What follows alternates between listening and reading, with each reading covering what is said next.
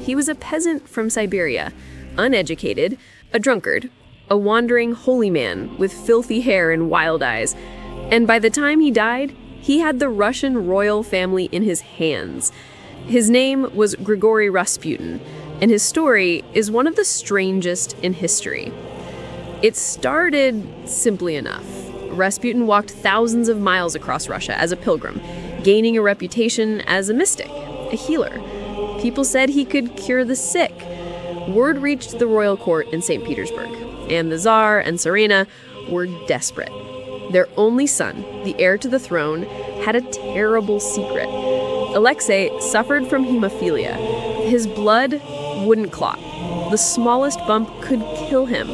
Every doctor failed them. So they sent for Rasputin. And to everyone's shock, when Rasputin prayed over the boy, Alexei seemed to recover. The Tsarina was convinced. Rasputin wasn't just a holy man. He was sent by God to protect her son. From that moment, Rasputin had power no peasant had ever held. He could come and go from the palace. He gave the Tsarina advice, and she listened. The rumors started. Wild parties, influence over government appointments.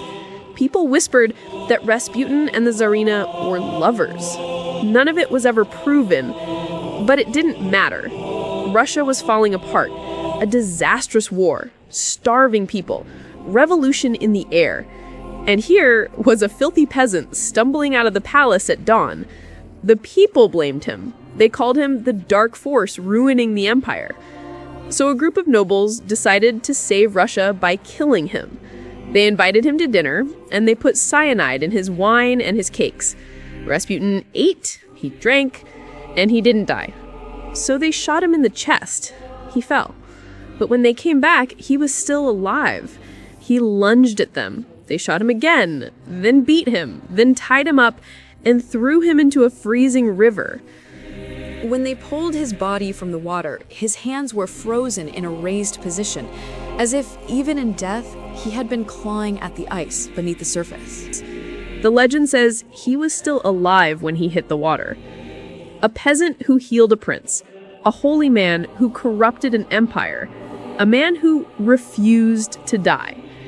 They killed Rasputin, but they couldn't save Russia, and the empire fell.